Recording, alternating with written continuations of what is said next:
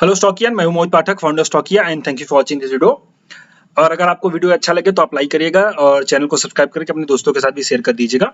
Okay, सो चलिए अब मैं आपको बताता हूं कि कुछ स्टॉक्स मैंने निकाले हैं, 2 स्टॉक ही हैं। आपको कैसे ट्रेड कर सकते हो, यहाँ पे स्विंग ट्रेडिंग आप कर सकते हो, वो अपॉर्चुनिटी मुझे मिली है। बट ये सब मैं आपको एनालिसिस करना सिखा रहा हूँ, ना कि कोई टिप है आप जाकर के तुरंत बाई करो। आप बाई करना जब आपको सही लगे, आप अपनी एनालिसिस करिएगा, देन उसके बाद ही बाई करिएगा। ओके, और इन्फॉर्मेशन मैं आपको दे दूं कि मेरा टेलीग्राम चैनल आप उसको ज्वाइन कर सकते हैं। यहाँ पे मैं डेली बेसिस पे आपको अपडेट्स देता रहता हूँ। जब भी कोई अच्छी अपडेट आती है तो मैं आपको बताता रहता हूँ। आप वहाँ पे जो है कि ट्रेड लेकर के बेनिफिट उठा सकते हो। ओके, और इसके लिंक मैंने इसी वीडियो के कमेंट बॉक्स में दे रखी है। और अगर आपको ना भी मिले तो सीधे सीधे यहाँ पे जाकर के टेलीग्राम में स्टॉकिया इन्वेस्ट सर्च कर सकते हैं और आप उसको ज्वाइन कर सकते हैं। और एक छोटी सी अपडेट है, मैं आपको देना चाहता हूँ। आप अगर मुझसे सीखना चाहते हैं तो मेरी अगली बैच 5 अप्रैल से चालू होगी। इसकी इन्फॉर्मेशन के लिए आप मुझे व्हाट्सएप करिए इसी नंबर पे 9737554319। आपको इन्फॉर्मेशन दे दी जाएगी। और आप अगर सीखना चाहते हैं मुझसे और जानना चाहते हैं तो आप ये प्रॉपर देख सकते हो। और वैसे मैंने टेलीग्राम पे इसी की पूरी डिटेल मैंने दे रखी है, तो आप वहाँ पे पढ़ सकते हैं ये बुक। ओके, चलिए तो शुरू करते हैं स्टॉक्स के नाम। तो सबसे पहला स्टॉक है SBCL, शिवालिक बायोमेटल। ओके, अब आप लोग अगर नए हो तो आपको सबसे पहले किसी भी स्टॉक्स के बारे में पढ़ना चाहिए। स्टॉक के बारे में पढ़ने के लिए सबसे पहला रास्ता है कि उस कंपनी का जो है कि आप उसके जो वेबसाइट है, ऑफिशियल वेबसाइट, वहां पे जाओ, ताकि आपको पता चल सके कि उनका कामकाज क्या है। Okay, Shivalik biometal controls limited. अब जब आप उनके पास जाओगे तो आपको पता चलेगा कि उनके प्रोडक्ट क्या है, वो किस सेक्टर में काम करते हैं। तो इससे आपके माइंड में एक इन्फॉर्मेशन जाएगी और फिर आपको पता होगा कि हाँ, ये इन्फॉर्मेशन मतलब ये जो सेक्टर है बढ़ सकता है नहीं बढ़ सकता, वो सब आपको समझ में आएगा। ओके, तो ये पहला पॉइंट है। दूसरा पॉइंट ये है कि एक प्लेटफॉर्म है जिसका नाम है screener.in। अगर आप नए हो, आपको नहीं पता तो आप इसको जरूर यूज करिए। screener.in है, आप इस पे जाकर के वो स्टॉक सर्च करिए SBCL, शिवालिक बायोमेटल कंट्रोल्स। तो आप जब उन पे सर्च करोगे तो आपको काफी इंफॉर्मेशन मिलेगी। यहाँ पे देखो अबाउट्स मिलेगा, मोर सेक्शन में जाकर के आप और ज्यादा पढ़ सकते हो। तो ये पॉइंट है कि आप जो है कि कंपनी के बारे में पढ़ो। अगर आप नए हो तो ये इन्फॉर्मेशन आपके बहुत ही काम की है, आप इसको जरूर फॉलो करो। अब सबसे पहले शुरू करते हैं कि इस कंपनी के छोटे-मोटे फंडामेंटल्स देख लेते हैं। बाकी ये जो मैं स्टॉक निकाला है मैंने टेक्निकल बेसिस पे निकाला है, फंडामेंटल बेसिस उतना नहीं है। टेक्निकल बेसिस पे हम छोटा-मोटा ट्रेड लेकर के निकल जाएंगे, ये बात याद रखिएगा। ओके, चलिए। सो सबसे पहले अगर मैं नीचे जाऊंगा तो यहाँ पे मैं एनुअल के रिजल्ट देख लेता हूं। तो यहाँ पे देखिए 2011 में 89 करोड़ का इनका सेल्स था और जो बढ़ करके अभी 324 करोड़ हो चुका है। 2023 का डेटा अभी नहीं आया हुआ है और आएगा, लगभग मार्च खत्म होगा तो इसके बाद आएगा। बट अगर हम 2022 तक देखें तो यहाँ पे 324 करोड़ हो चुका है। और अगर लेटेस्ट के क्वार्टर्स देखें, सो लेटेस्ट के क्वार्टर भी देखिए जंप आई हुई अच्छी खासी। जून मार्च का क्वार्टर और जून का क्वार्टर और यहाँ पे दिसंबर का क्वार्टर है। जनवरी वाला अभी डेटा नहीं आया हुआ है। सो अगर मैं इसको कम ऐड करूँ टोटल में यहाँ पे ऐड करके आपको मार्च वाला क्वार्टर तो उसमें हो जाएगा, जून वाले क्वार्टर में तो अप्रैल मई जून तो 98 प्लस 105 प्लस 108 311, मतलब 311 करोड़ का तो हो चुका है।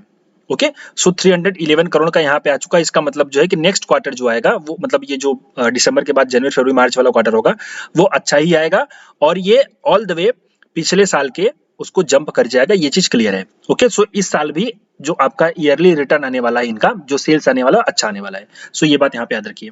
ओके, अच्छा बोले सर जी ये सब हमें समझ में नहीं आता है, तो इसीलिए बोल रहा हूँ ना कि आप उसको कोर्स को ज्वाइन करो। वहाँ पे मैं फंडामेंटल भी देखना सिखाता हूँ, टेक्निकल फंडामेंटल सब कुछ। और एक बच्चों को भी मतलब यहाँ पे 15 साल का बच्चा भी सीख सकता है। मैं 10 साल 5 साल नहीं बोलने वाला हूँ क्योंकि उसको समझ में नहीं आएगा। 15 साल का बच्चा भी होगा तो वो सीख जाएगा इजीली। ओके, सो यहाँ पे आप देखिए कि आपका रिटर्न भी जो इनका सेल्स है वो बढ़ने वाला है। अब सेल्स के साथ अगर प्रॉफिट की बात करें तो सबसे पहले ऑपरेटिंग प्रॉफिट जिसको एबिटा बोलते हैं वो भी देखिए अच्छा खासा बढ़ रहा है और बढ़ रहा है। यहाँ पे 23% का हो चुका है एबिटा। 23% थोड़ा सा हाई साइड है बट ये अच्छा ही है, लेकिन ओवर नहीं है कि भाई 35-40 होता तो फिर दिक्कत थी कि वहां पे वो सस्टेनेबल नहीं है। बट 23 सस्टेनेबल है या फिर वो यहाँ पे रीजनेबल हो सकता है। इनका एक वीक पॉइंट है इंटरेस्ट।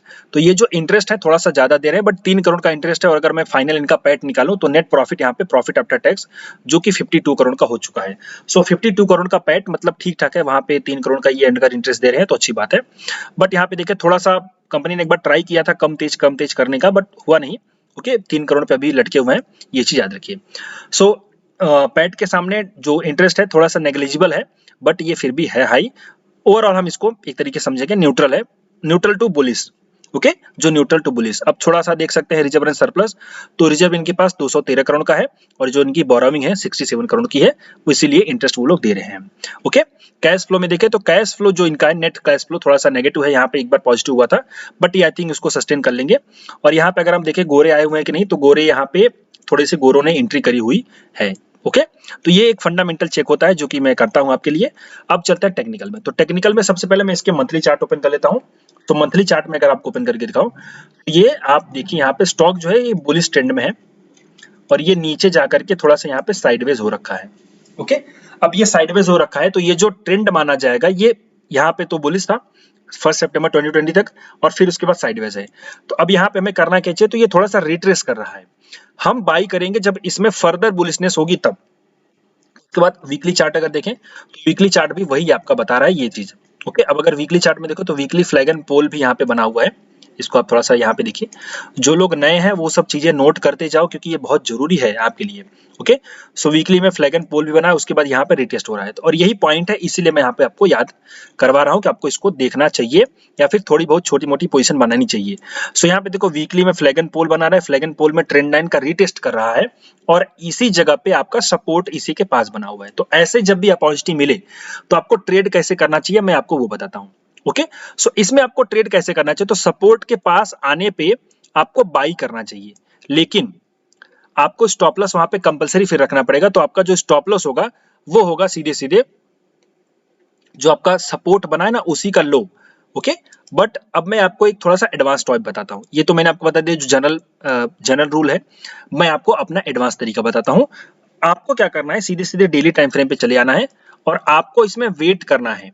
आपको क्या करना है, इसमें आपको वेट करना है। क्या वेट करना है, यहाँ पे आने वाले दिनों में। अब देखो इसमें बहुत से लोग ऐसे होंगे जो बोलते हैं सर जी अपॉर्चुनिटी छूट गई। मैं अपॉर्चुनिटी छूटने वाली बात नहीं बता रहा हूं, यहाँ पे मैं आपको बता रहा हूं कि आराम से देखो आगे आने वाले 20-25 दिनों में जब भी आपको वो अपॉर्चुनिटी मिले तब आप उसमें बाई करो।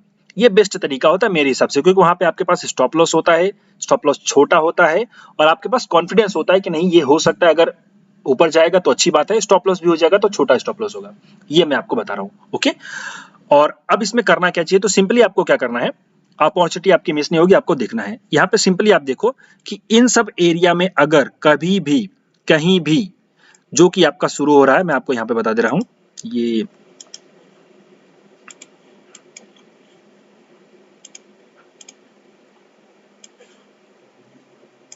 आपका एरिया है जो कि शुरू हो रहा है 385 से लेकर के 360 तक, यानी 385 से लेकर के 360।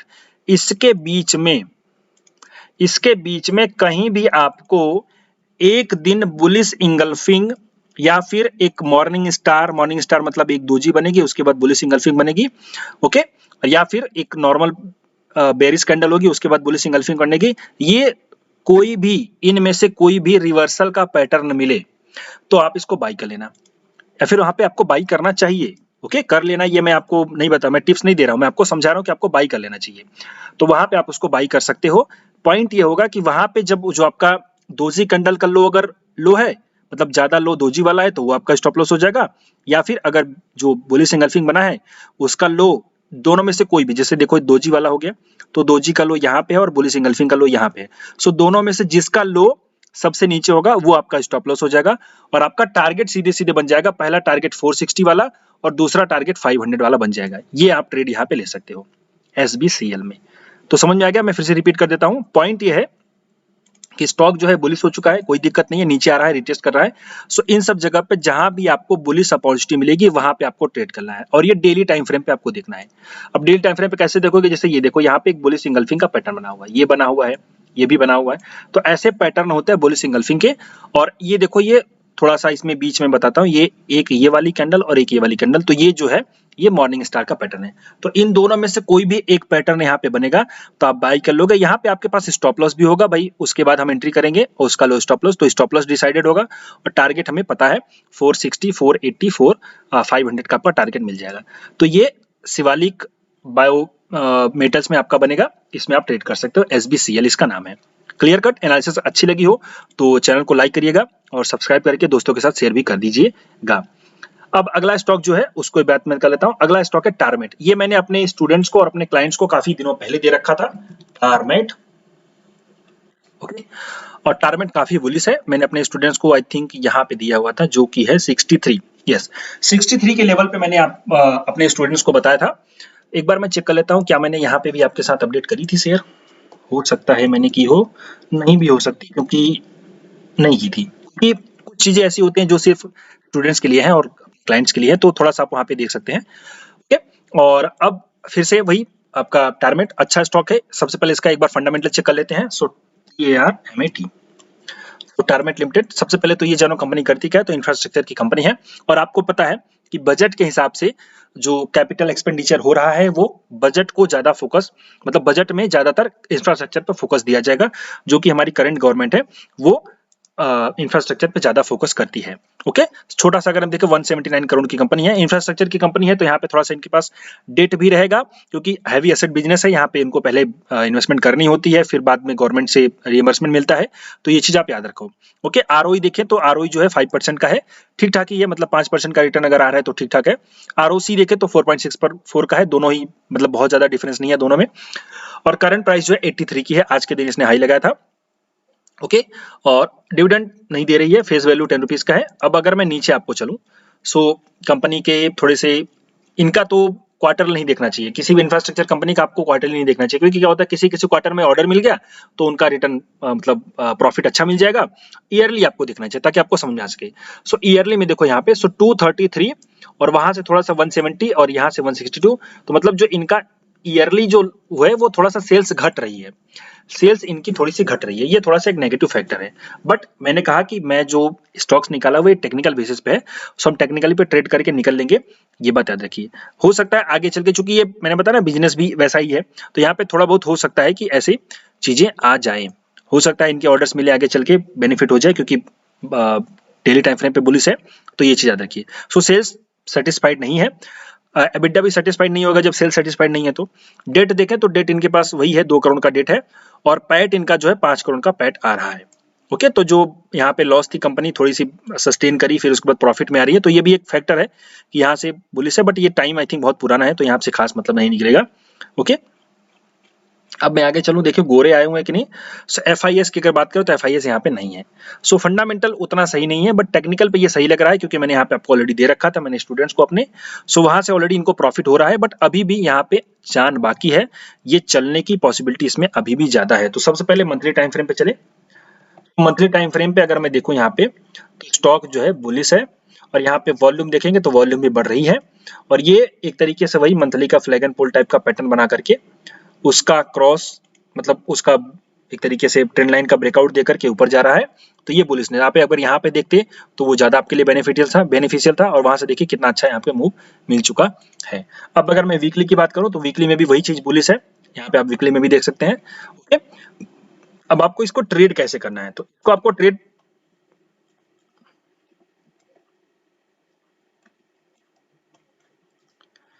आपको ट्रेड करना चाहिए पुल बैक में। कैसे? ये जो स्टॉक होते हैं ना, ये पुल बैक के लिए बड़े अच्छे होते हैं। तो पुल बैक आपको करना है जब अगर आपको ये स्टॉक मिल जाए यहां पे, जो कि है सीधे सीधे 71 का लेवल। सो अगर ये स्टॉक आपको 71 के लेवल पे मिल जाए तो यहाँ पे आपको बाई करना चाहिए। क्यों? क्योंकि ये पुल बैक पे सही ट्रेड, देखो ये ऊपर जा रहा है, नीचे आ रहा है, फिर ऊपर जा रहा है, नीचे आ रहा है, फिर ऊपर जा रहा है, नीचे आ रहा है, फिर ऊपर जा रहा है, नीचे आ रहा है, तो ये देखो ना पुल बैक। तो ये स्टॉक आपका हायर हाई का पैटर्न बना करके ऊपर जा रहा है, और पुल बैक में आपको एंट्री यहाँ पे करनी चाहिए। सो आपका जो स्टॉप लॉस होगा वो स्टॉप लॉस होगा सीधे सीधे 65 का। सो यहाँ पे 71 के आसपास आपको एंट्री करनी चाहिए ऐसे सेटअप में, और यहाँ पे थोड़ा सा जो लेटेस्ट लो है उसका, लेटेस्ट स्विंग लो है उसका स्टॉप लॉस होना चाहिए, और टारगेट आपका वही लेटेस्ट हाई का 83 85 का, और उसके भी ऊपर 90 का। तो इस तरीके से आपको यहाँ पे ट्रेड करना चाहिए टारगेट में। अब ये स्टॉक मैं आराम से बता दे रहा हूँ, आप आराम से यहाँ पे जब भी लेवल आए तो आप बाई कर सकते हो, या फिर आपको ऐसे बाई करना चाहिए। जल्दीबाजी नहीं है कि कोई कल ही बाई कर लो, परसों ही बाई कर लो, यहाँ पे कोई भी दौड़ने की जरूरत नहीं है, ये मैं आपको बता दे रहा हूँ, आप इसको ट्रेड कर सकते हो। ये तरीका होता है, जब भी ऐसे सेटअप बनेंगे तो आप वहाँ पे ट्रेड कर सकते हो। और आप अगर देखोगे यहाँ पे तो अच्छा खासा इसने एक तरीके से रेंज का ब्रेकआउट भी दिया था, और दिस वही एक रीजन था यहाँ पे मैंने जो अपने स्टूडेंट्स को दिया था, और ये आपका हाई हाई पैटर्न बना करके ऊपर जा रहा था, एक राउंडिंग समझोगे, राउंडिंग बॉटम भी बना था। तो ये कुछ पैटर्न होते हैं जो आपको सपोर्ट करते हैं, और वॉल्यूम भी सपोर्टेड थी, तो वो अप मूव आ गया है, अभी भी इसमें जान बाकी है, आप इसको ट्रेड कर सकते हो, there is no any sign of weakness. Okay, so अभी के लिए इतना ही। अगर अच्छा लगा हो तो आप लाइक करिए वीडियो को, दोस्तों के साथ शेयर करिए, मेरे टेलीग्राम चैनल को भी जरूर ज्वाइन करिए। इसके लिंक इसी वीडियो के कमेंट बॉक्स में है, ना भी मिले तो आप स्टॉकिया इन्वेस्ट सर्च कर सकते हैं टेलीग्राम पे, वहां पे आप देखिए। और अगर आप मुझसे सीखना चाहते हैं तो मेरी नई बैच ज्वाइन कर सकते हैं, जो कि 15 फरवरी नहीं है, 5 अप्रैल है। ओके, पीछे अपडेट करनी पड़ेगी। सो 5 अप्रैल को चालू हो रही है, आप उसको ज्वाइन कर सकते हैं। सो अभी के लिए इतना ही। Thank you and wishing you all the best.